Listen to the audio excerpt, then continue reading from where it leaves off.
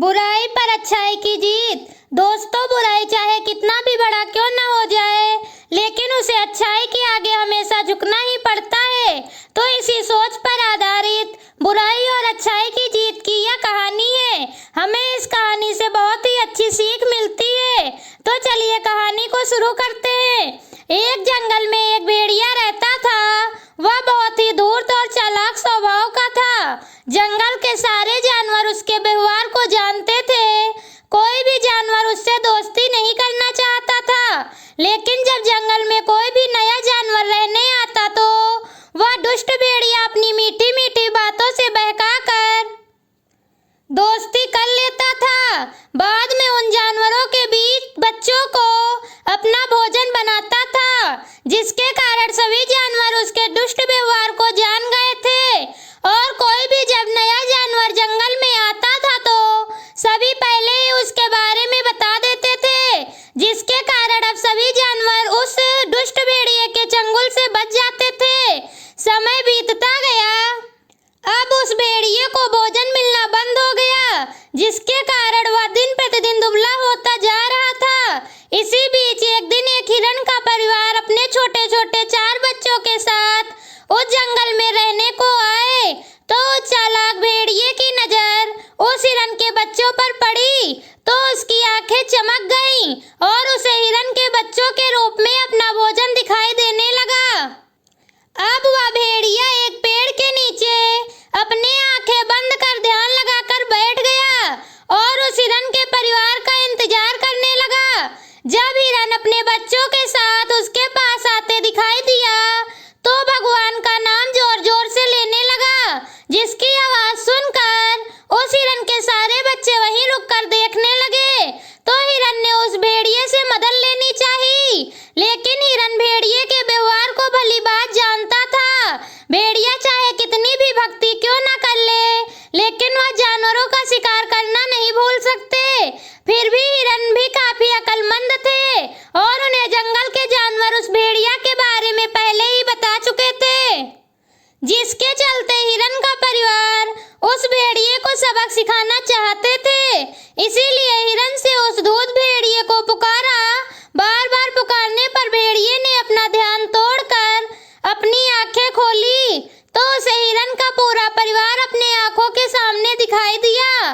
तो वह मन ही मन बहुत खुश हुआ, क्योंकि उसे तो अब विश्वास हो गया था कि उसके भोजन खुद चलकर उसके पास आए हैं। तब हिरण ने उस भेड़िए से कहा कि आप बहुत धार्मिक लगते हो। तो भेड़िए ने कहा कि अब मेरी उम्र हो गई है, इसीलिए मैं अब भगवान में अपना ध्यान लगाता हूँ, जिससे कि जिंदगी में किए सारे पाप धुल जाएं। लेकिन आप लोग कौन हो? लगता है इस जंगल में नए हो। तब हिरण ने अपने बारे में बता दिया और बोला भेड़िए से रहने के लिए अच्छे जगह के बारे में पूछा।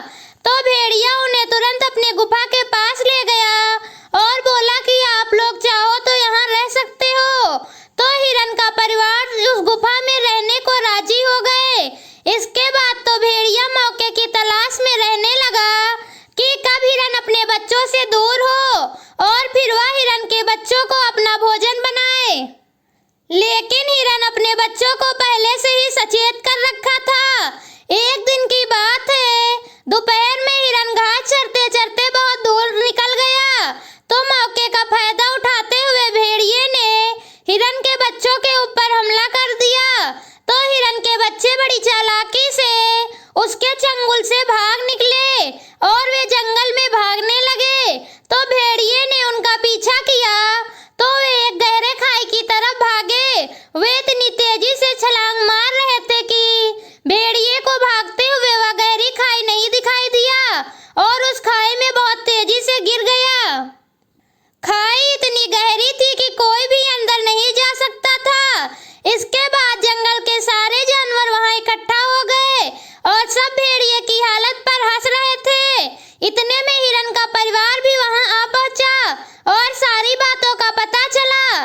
लेकिन भेड़िए को अब अपनी गलती का एहसास हो रहा था। उसने सबसे विनती की कि उसे सब बचा लें, लेकिन कोई भी जानवर उन्हें बचाने को राजी नहीं हुआ। तो हिरण ने उस भेड़िए से कहा कि लोग तुम्हें सिर्फ एक ही शर्त पर बचा सकते हैं जब तुम अपनी दुष्टता छोड़ दोगे और यहाँ से निकलने के बाद जंगल से चले जाओगे। तो भेड़िया उनकी बातों को मानने को तैयार हो गया। तो हिरन के कहने पर हाथियों ने अपनी सूंड की सहायता से पेड़ की टहनी तोड़कर खाई में डालने लगे, जिससे टहनी के सहारे भेड़िया ऊपर आ गया और फिर सबसे माफी मांगकर जंगल छोड़कर वह हमेशा के लिए चला गया। अब पूरे जंगल में शांति का माहौल था। सभी हंसी खुशी एक साथ फिर से रहने लगे। तो देखा अपने दुष्ट प्रवृत्ति के लोग चाहे कितने भी अच्छे और भोले बन जाएं, लेकिन उनके ऊपर विश्वास करना बहुत ही मुश्किल होता है, क्योंकि दुष्ट व्यक्ति चाहकर भी अपनी दुष्टता नहीं त्यागता है। जैसा कि कहा भी गया है, जैसे सज्जन लोग अपनी अच्छाई नहीं छोड़ते, चाहे वे कितने भी दुष्ट के संगत में आ जाएं, ठीक उसी प्रकार दुष्ट भी अपनी दुष्टता नहीं त्यागते। इसीलिए हम जब भी किसी भी व्यक्ति पर विश्वास करें तो सबसे पहले उसके आचरण के बारे में जान लेना बहुत ही आवश्यक होता है, वरना कभी कभी यही विश्वास हमारे धोखे का कारण भी बन सकता है। इसलिए दोस्तों, हमें ये याद रखना चाहिए कि बुराई पर हमेशा अच्छाई की ही जीत होती है।